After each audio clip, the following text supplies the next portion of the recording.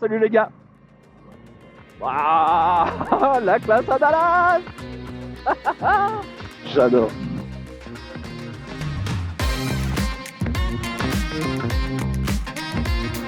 Bien le bonjour, ou bien le bonsoir, c'est selon. J'ai la banane parce que là il fait magnifique. Je m'en vais faire l'entretien des 1000 km à Waterloo. J'ai une bonne heure de route là depuis ma campagne. Et donc en vrac, petite réflexion du vendredi matin. Et je commence d'abord, évidemment, par vous parler de l'IEX, avec la rentrée qui s'est déroulée cette semaine-ci. J'ai eu la chance d'être accueilli par toute l'équipe pédagogique. Et puis merci beaucoup pour tous ceux qui ont réagi sur LinkedIn, sur Insta, sur Facebook. Je ne m'attendais pas à avoir autant de retours aussi positifs. C'est cool parce que ça montre quand même que les choix que je peux faire pour l'instant sont alignés avec ceux que j'ai pu faire dans le passé. C'était très gai aussi de voir la réaction des étudiants cette semaine-ci. C'est toujours un bonheur, mais vraiment, du fond du cœur, je me sens aligné quand je fais ça, quand je fais la rentrée avec eux, les Master 1 en journalisme, même si mon rôle va aller au-delà des journalistes dans le Master, puisque je vais vraiment pouvoir travailler avec tous les Masters. Et là, c'était la rentrée avec les étudiants de Master, avec Akima Darmouche aussi, que je salue et que je remercie, parce que le courant est vraiment bien passé cette semaine-ci. C'était chouette de voir comment on pouvait inciter les étudiants à se mettre en mouvement, à se mettre en projet, à pouvoir imaginer des sujets tout en les cadenassant pas trop. On essaye de les faire converger progressivement vers des sujets qui vont pouvoir traiter pendant 1 an et demi. C'est quand même assez énorme.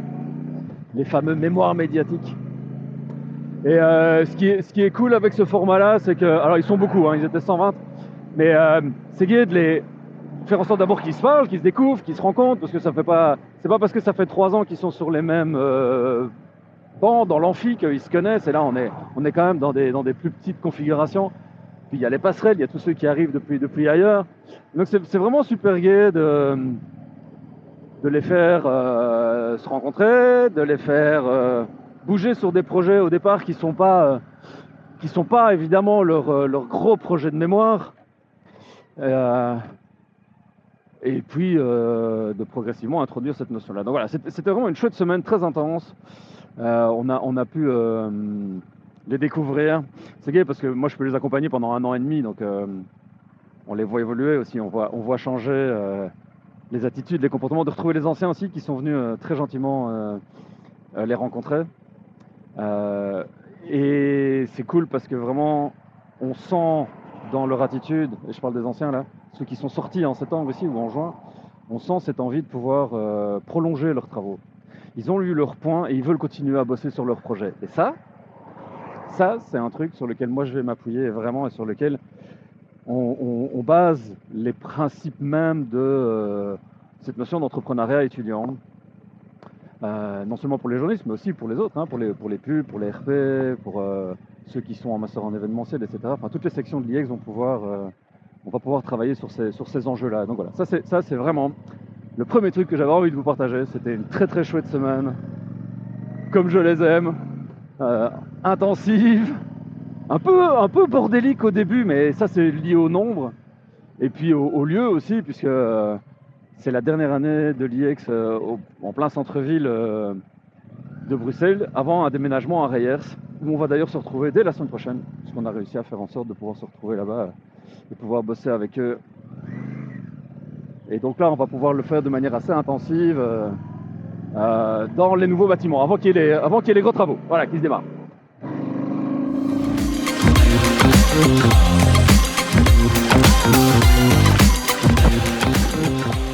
Tiens, vous avez vu cette dinguerie avec Jimmy Kimmel? Moi, ça me fume.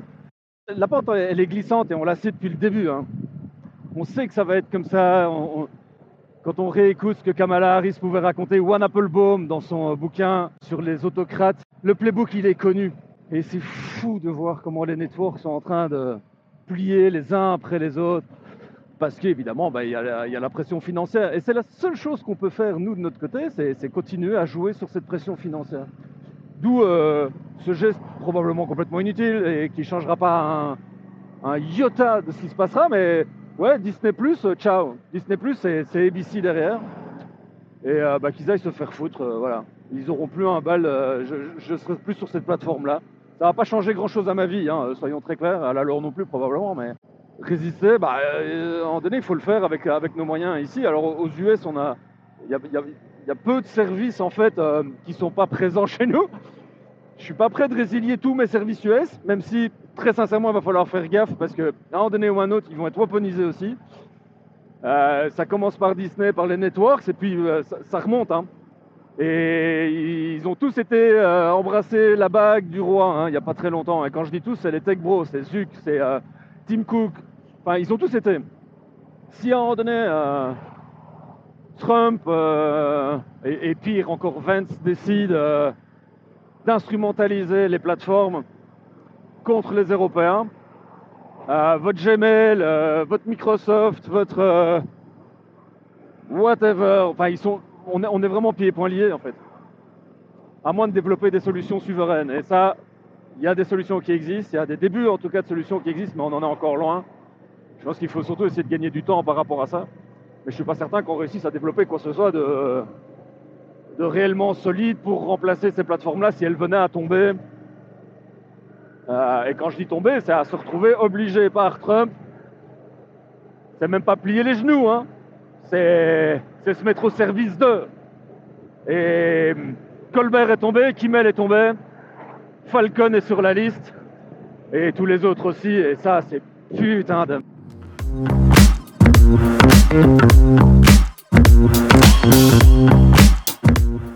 Alors, au rayon des trucs très cool de cette semaine, j'ai eu la chance d'aller voir Alba en rodage au Petit Kings à Saint-Gilles.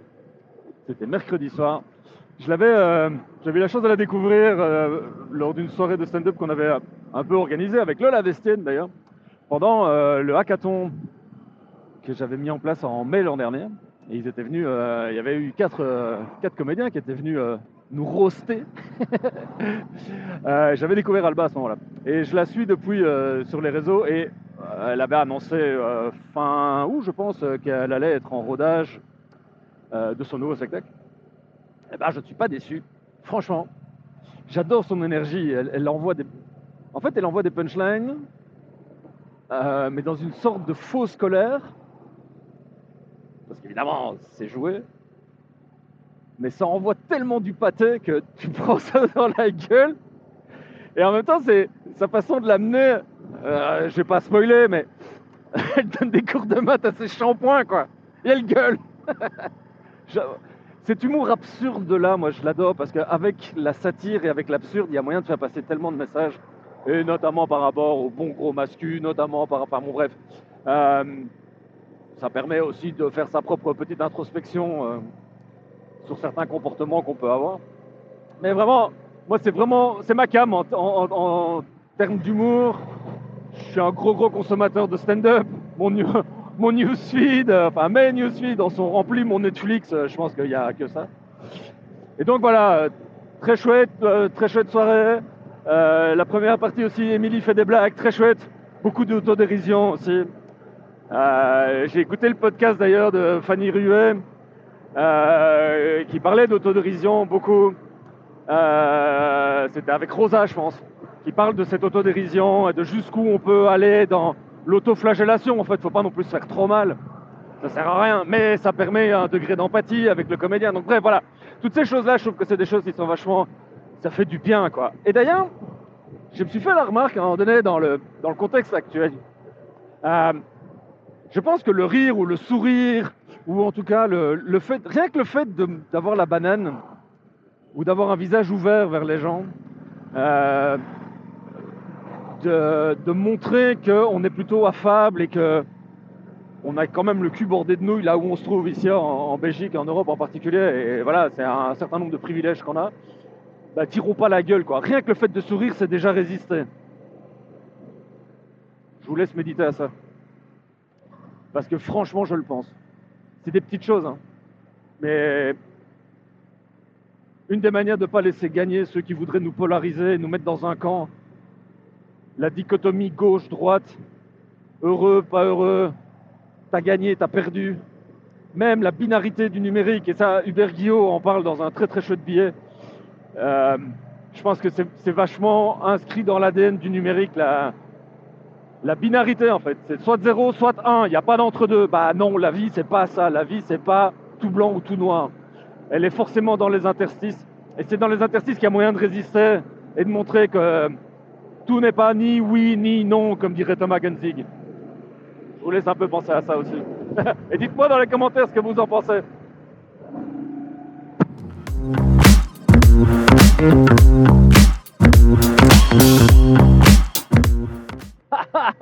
Ça, j'adore. C'est con, hein. C'est tellement con. Mais ce petit geste-là, le sentiment d'appartenance à une communauté qui est toute nouvelle pour moi, cette communauté-là. Ouais. Je retrouve un peu le même genre de... C'est marrant parce qu'il y avait ça au début avec les Tesla.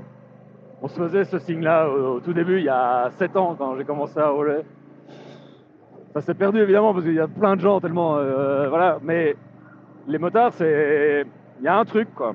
Je suis pas certain d'en faire déjà ou complètement partie, je suis même pas certain d'en avoir envie parce que, comme dans tous les groupes sociaux, il y a des gens pas très recommandables dans les motards. C'est un petit kiff, c'est une petite chose, un petit truc. C'est comme, il y a plein d'autres petits gestes, hein, mais j'apprends à les découvrir. C'est vraiment très très gai. Là, il fait magnifique. Qu'est-ce que c'est chouette, putain. Il y a les odeurs de l'automne.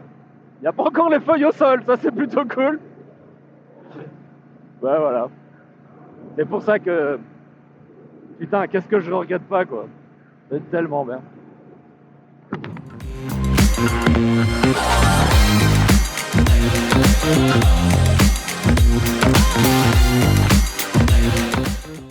Au rayon des projets sur lesquels j'ai travaillé une bonne partie de l'été ici, et c'est des side projects, hein, mais c'est aussi ça le bonheur de pouvoir entreprendre.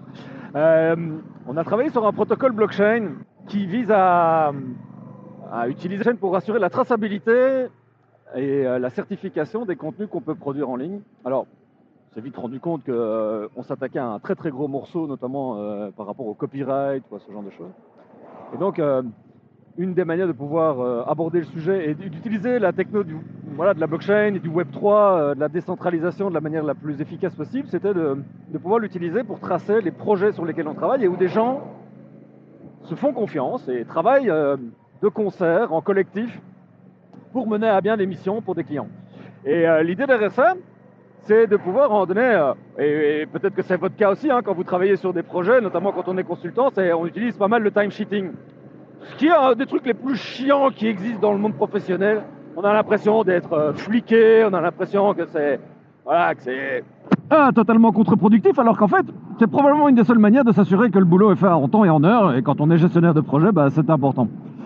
Moi, j'essaie de retourner ça et de se dire, bah tiens, le time sheeting qu'on peut faire, quand on se fait confiance et qu'on travaille à plusieurs, on a 100% d'un budget et on sait que si on fait un timesheet correct, eh ben, la ventilation des budgets va se faire de manière assez facile puisque le timesheeting, c'est une espèce de due diligence en temps réel de nos projets.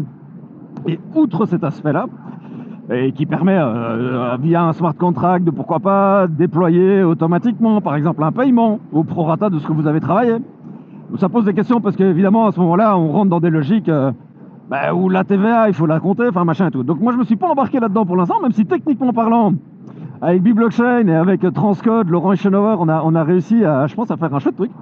Mais surtout on le visualise. Et ça c'est quelque chose auquel je crois beaucoup, c'est le fait de pouvoir montrer comment les relations de confiance entre les gens se mettent en réseau. Et là, on a réussi à le faire. Et notamment sur un truc que moi j'ai pu développer moi-même avec Lovable. En tout cas, le prototype, je l'ai développé moi-même. Évidemment, j'ai été jusqu'au bout de la démarche que moi je pouvais faire, parce que je suis pas un tech guy, hein. Mais j'ai pu faire du vibe coding comme ça pendant plusieurs mois et réussir à faire en sorte d'amener un prototype dans les mains des développeurs pour qu'eux puissent le développer correctement dans la foulée. Et ça, c'est vachement bien, parce que ça a permis d'aller plus vite, ça a permis d'aller plus vite, ça a permis de construire en données un référent pour les développeurs, et puis surtout de pouvoir l'open sourcer, parce que c'est ça le truc, c'est ça le twist. c'est qu'on cherche pas à... Wouh, salut les gars. Waouh, la classe à Dallas. J'adore. Je sais plus ce que je disais du coup. Ouais, on l'a open sourcé et on le visualise en fait. Et donc, si vous travaillez en réseau, si vous travaillez dans des collectifs de freelance, si vous travaillez dans des, voilà, dans des agences, si vous travaillez dans des institutions qui bossent en réseau et que vous cherchez à mapper ce réseau, à le visualiser, eh ben, on va pouvoir le mettre à disposition. Et d'ici très peu de temps, c'est une question de, ouais, je vais plus dire de jours, mais de petites semaines, on va dire ça comme ça, on va pouvoir le sortir. De toute manière, moi, le bout du subventionnement que j'ai reçu de Digital Wallonia et de Wallchain, c'était dans le cadre d'un appel à projet qui a eu lieu il y a 1 an et demi. Je dois terminer la justification de toutes les dépenses que j'ai dû faire, et d'un point de vue administratif, c'est un peu chiant, mais on est bien aidé, et ça c'est cool, par le SPW qui nous file un coup de main et qui nous fait des retours et du feedback. Donc moi, c'est pas ma cam de faire ce genre de choses, vous vous en doutez bien, l'administratif c'est compliqué, et d'autant plus que là il faut justifier jusqu'au moindre penny, ce qui est logique, c'est de l'argent public. Et là j'arrive au bout, et fin septembre je dois avoir clôturé le dossier. Donc l'open sourcing du projet Rhizome arrive. Je vous laisse les liens en commentaire d'ailleurs, et si ça vous botte d'être dans les premiers à le tester, à bêta-tester, envoyez-moi un petit message en DM, et je vous donnerai accès à la plateforme dès qu'elle sera disponible. Je vous dis, c'est une question de jour maintenant. Je suis vraiment excité à l'idée de pouvoir vous le montrer. Parce que c'est un beau projet, c'est vraiment un beau projet.